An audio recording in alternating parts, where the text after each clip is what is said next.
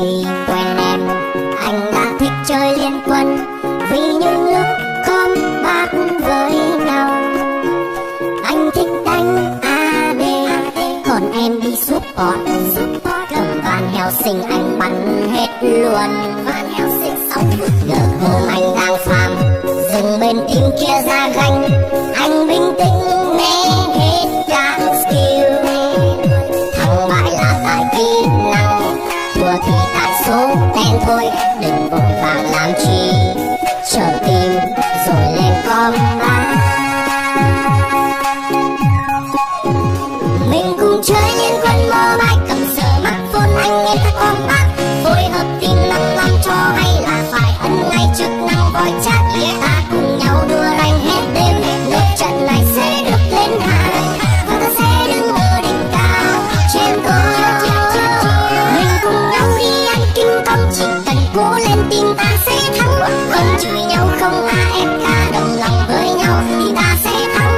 Còn bại là tại kỹ năng, tiêu diệt dòng để cùng phá chúa. Cùng chung sức chung tay mình sẽ giành chiến thắng. Pentakill, Pentakill, MVP quá cao. Pentakill, Pentakill,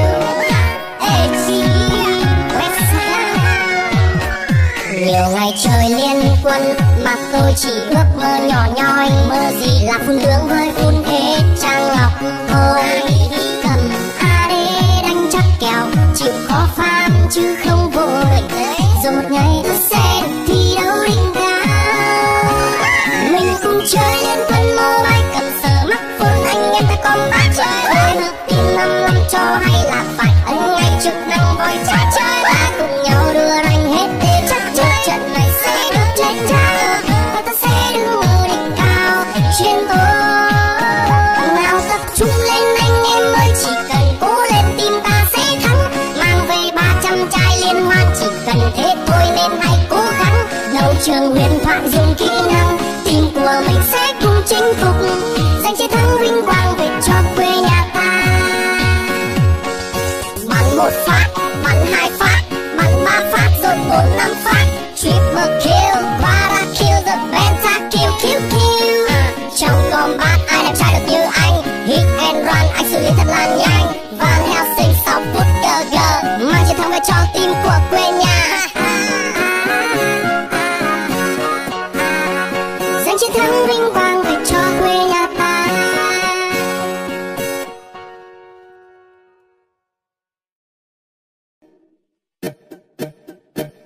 Từ khi quen em, anh đã thích chơi liên quân vì những lúc combat với nhau.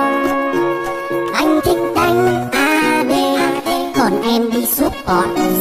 Cầm van Helsing anh bắn hết luôn. Van Helsing xong gờ hôm anh đang farm, dừng bên team kia ra ganh. Anh bình tĩnh nghe hết các skill, thắng bại là tại kỹ năng, thua thì tại số đen thôi. Đừng vội vàng làm chi, chờ tìm rồi lên combat. Mình cùng chơi liên quân mobile, cầm smartphone anh nghe ta combat. Phối hợp team 5 năm cho hay là phải ấn ngay chức năng voice chat. Ta cùng nhau đua rank hết đêm, lớp trận này sẽ được lên hài và ta sẽ đứng ở đỉnh cao trên tôi. Mình cùng nhau đi ăn kim công, chỉ cần cố lên team ta sẽ thắng. Không chửi nhau không AFK, đồng lòng với nhau thì ta sẽ thắng. Còn bại là tại kỹ năng, tiêu diệt dòng để cùng phá chúa. Cùng chung sức chung tay mình sẽ giành chiến thắng. Pentakill, Pentakill, MVP quá cao. Pentakill, Pentakill,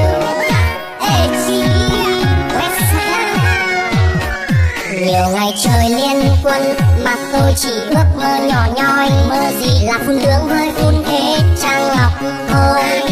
Cầm AD đánh chắc kèo, chịu khó farm chứ không vội. Rồi một ngày tôi sẽ được thi đấu đỉnh cao. Mình cùng chơi liên quân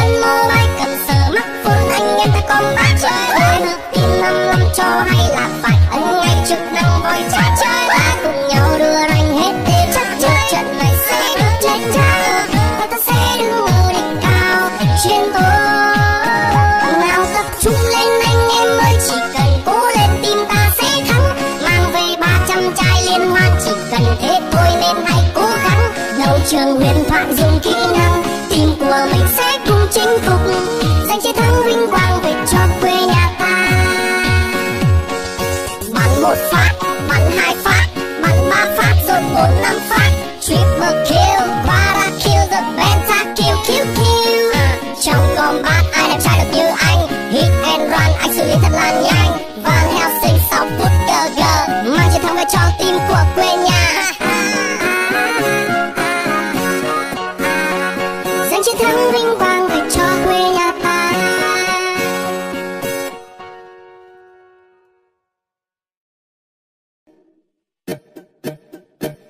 Từ khi quen em, anh đã thích chơi liên quân, vì những lúc combat với nhau. Anh thích đánh AD, còn em đi support.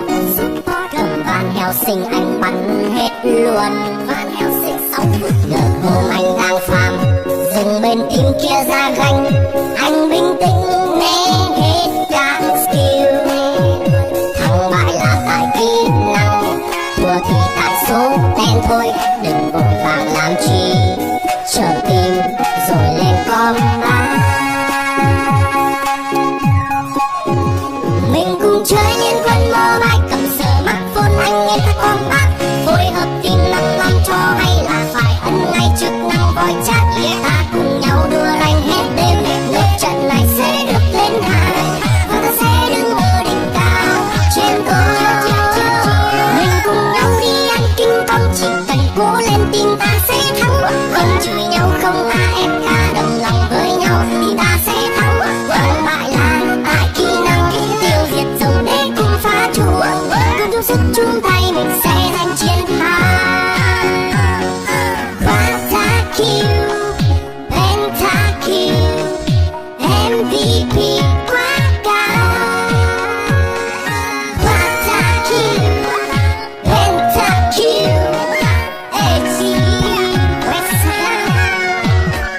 nhiều ngày chơi liên quân mà tôi chỉ ước mơ nhỏ nhoi. Mơ gì là phun lưỡng với phun hết trang ngọc thôi. Cầm AD đánh chắc kèo, chịu khó farm chứ không vội. Rồi một ngày ta sẽ được thi đấu đỉnh cao. Mình cùng chơi liên quân mobile, cầm smartphone anh em ta combat chơi. Phối hợp team 5 cho hay là phải ấn ngay chức năng voice chat chơi. Ta cùng nhau đưa ranh hết đêm, chắc trận này sẽ được lên cao, và ta sẽ đứng ở đỉnh cao trên tôi. Nào tập trung lên anh em ơi, chỉ cần cố lên team ta sẽ thắng. Mang về 300 chai liên hoan, chỉ cần thế thôi nên hãy cố gắng. Đấu trường huyền thoại dùng kỹ năng, team của mình sẽ cùng chinh phục, giành chiến thắng vinh quang về cho quê nhà ta. Bắn một phát, bắn hai phát, bắn ba phát rồi 4-5 phát, triple kill, quadra kill, the pentakill, kill kill. Trong combat ai đẹp trai được như anh, hit and run anh xử lý thật là nhanh. Van Helsing 6 phút GG mang chiến thắng về cho team của quê nhà. Giành chiến thắng vinh quang về cho quê nhà ta.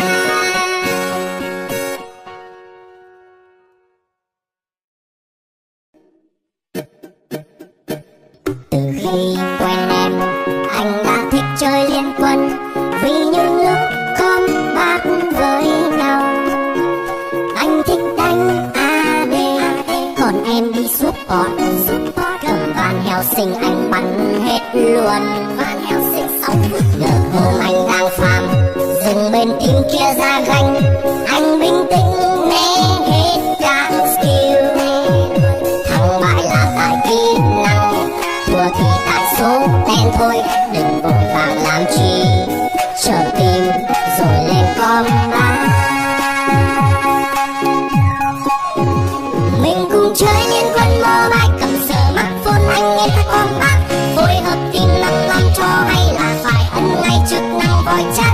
Ta cùng nhau đua ranh hết đêm,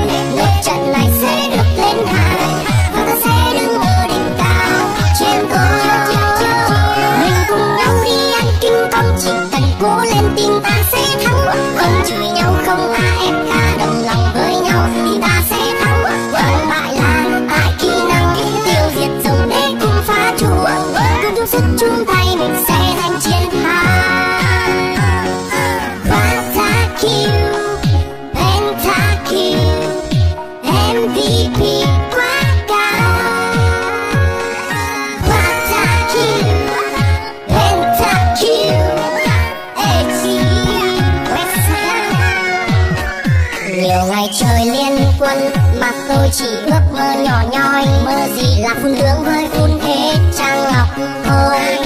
Cầm AD đánh chắc kèo, chịu khó phàm chứ không vội, rồi một ngày ta sẽ được thi đấu đỉnh cao. Mình cùng chơi liên quân mobile, cầm smartphone anh em ta combat chơi. Ôi hợp tin 55 cho hay là phải ấn ngay chức năng voi trả chơi. Ta cùng nhau đưa rank hết để chắc chơi trận này sẽ được chết cha, và ta sẽ đứng ở đỉnh cao chiến thắng. Nào tập trung lên anh em ơi, chỉ cần cố lên team ta sẽ thắng. Mang về 300 chai liên hoan, chỉ cần thế thôi nên hãy cố gắng. Đấu trường huyền thoại dùng kỹ năng, team của mình sẽ cùng chinh phục, giành chiến thắng vinh quang về cho quê nhà ta. Bắn một phát, bắn hai phát, bắn ba phát rồi 4-5 phát, triple kill, para kill, the pentakill, kill kill. Trong combat ai đẹp trai được như anh, hit and run anh xử lý thật là nhanh. Van Helsing 6 phút GG, mang chiến thắng về cho team của quê nhà. Giành chiến thắng vinh quang về cho quê nhà ta.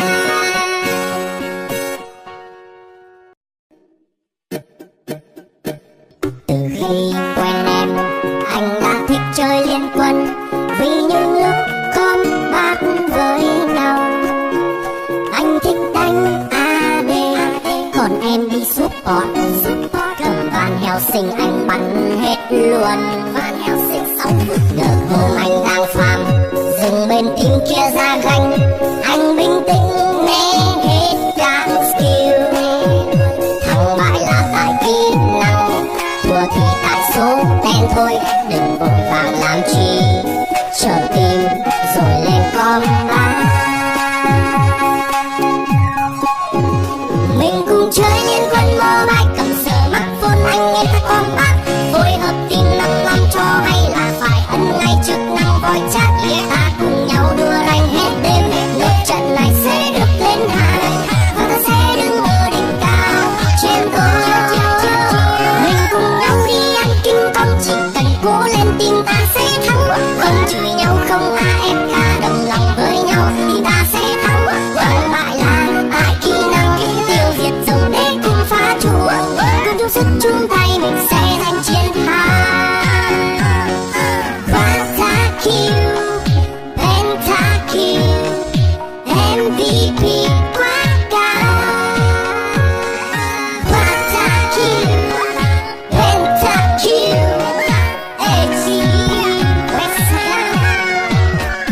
nhiều ngày chơi liên quân mà tôi chỉ ước mơ nhỏ.